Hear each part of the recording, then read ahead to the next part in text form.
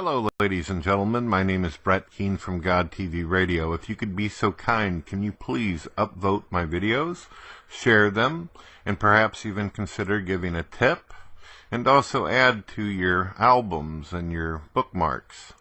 And I hope that you have a wonderful day. God bless.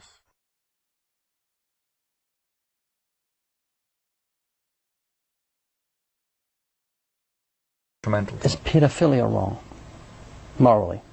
It serves no benefit for the society. Yes, it does. It makes a lot of people happy, and it could have monetary gain for a lot of people. This is the core point. With all these decision-making things, you have what is good for the individual, what's good for you, and what's good for the society. Yeah, and with civilizations such as ours, the benefits that I gain from the civilization are beyond comprehension, and that the knowledge that I have been given from civilization, to reacquire that knowledge, is the value of that knowledge is greater than anything I could possibly achieve in my lifetime. There is 300 years since the Enlightenment where we have gained knowledge, right? And thousands of people have worked on this. So the value of this knowledge is almost beyond comprehension. And I have been given this knowledge. This is the benefit of living in a society. As an individual, you can never achieve this. So is pedophilia morally wrong? It serves no benefit for the society. I mean, I've got to disagree with you there. What other definition is there of morality? Well, you haven't got one. You don't have an absolute morality. I do. The Ten Commandments tell us absolute right, absolute wrong. They're eternal, written in stone. We're going to be judged by them. But you see, you can't say pedophilia is wrong, because where do you get your basis? Is it a society that says it's wrong? What's a society that says it's right? Hello, ladies and gentlemen. My name is Brett Keane. I hope you're all having a wonderful day. What you're seeing right now on the left side with the red t-shirt is Phil Mason, also known as one of the most popular atheist YouTubers that there is, referred to as A.K.A. Thunderf00t. Thunderf00t is a food scientist. He's gotten himself in a lot of trouble because although he knows a little bit of science in his field, when it comes to philosophy, like most big atheists, they end up getting crushed. The guy on the right with the blue shirt is Ray Comfort. And Ray Comfort has destroyed many, many atheists. It's one of the reasons why if you type in his name on YouTube, you're going to see tons of videos where they make fun of the way he looks. They talk shit about him. They will take images of him whenever there was a bad expression or frame, and then spend an entire hour insulting him. But none of them have ever been able to defeat any of his arguments or points. And what was the point that Mr. Ray Comfort was trying to make that Thunderf00t kept dodging and got destroyed on? The atheist doesn't have any moral obligation. He bases his imagined morality on nature. Well, nature states by virtue that it's okay to rape and kill. If a dog decides that it wants to hop on a smaller puppy and begin fucking the hell out of it, for that dog, of course, that would be considered beneficial because the bigger dog is stimulating itself by using the smaller one. According to atheists, all humans are actually animals. We don't have any intrinsic meaning or purpose. We're nothing but buckets of chemicals that are walking around. If you want to put an atheist in hot water very quickly in a philosophical discussion, ask them why killing is wrong. Ask them why rape is wrong. Ask them why slavery is wrong. According to the Bible, it was very clear that God did not condone or endorse slavery. Take a look at one of the most epic stories in the Bible, such as the story of Moses in the book of Exodus.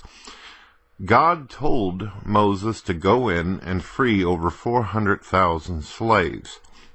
And the people, the slave owners, the Egyptians who chased them, ended up getting annihilated. In the Bible, Jesus teaches that we are to love our enemy. We are to love each other as we love ourselves. And if we love each other, then we're going to treat each other the way we want to be treated, right? We're going to treat each other equally. So, therefore, it's pretty clear. Does the Old Testament show that there was murder and killing and destruction and death and wars? Yes. Unfortunately, in our society, in our reality, there comes a point where God draws the line and says things have to be done.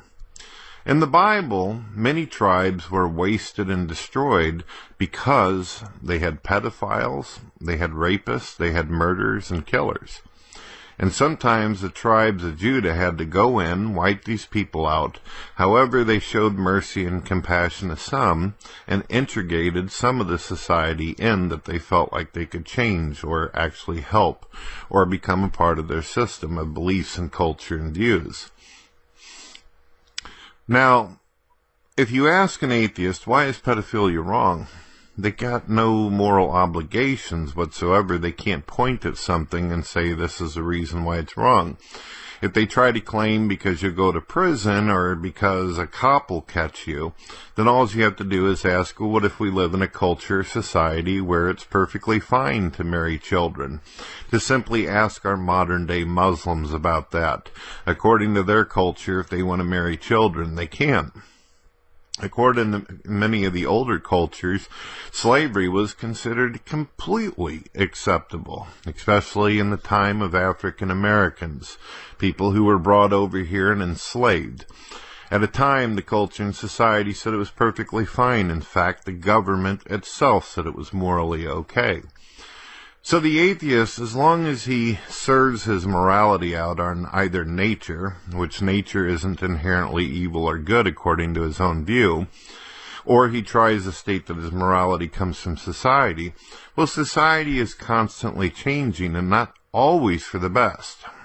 Societies do not always progress. In fact, nature as well as God dictates its survival of the fittest. To say that killing is not beneficial for society is someone who doesn't know their history and doesn't understand the art of war.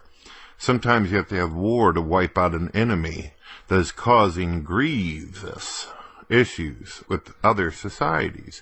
Adolf Hitler, it was beneficial for society for us to drop a fucking bomb on his head and kill him. It was beneficial for us to destroy Stalin's troops who were trying to kill people, his atheistic army. So do you understand? Morals sway back and forth. And God tells us that we are to obey the laws of the land unless they supersede his. The atheist has absolutely no foundation. He has nowhere to go in any of these philosophical debates. So destroy him easily. They will dodge, they will run, and they will also try to throw it back in your face. So why is it this and why is it that? Because you believe in God. It's pretty damn simple. All one has to do is actually educate themselves with the Bible and the history to get an understanding on why it is most cultures and societies today are ran by Christians. Why? Because the power and authority of God has been given to them. And the only reason why an atheist knows anything about right and wrong is most likely because he lives in a culture that was founded and created, invented by Christians. God bless, ladies and gentlemen. Have a wonderful day. Don't forget to check out the links in my description.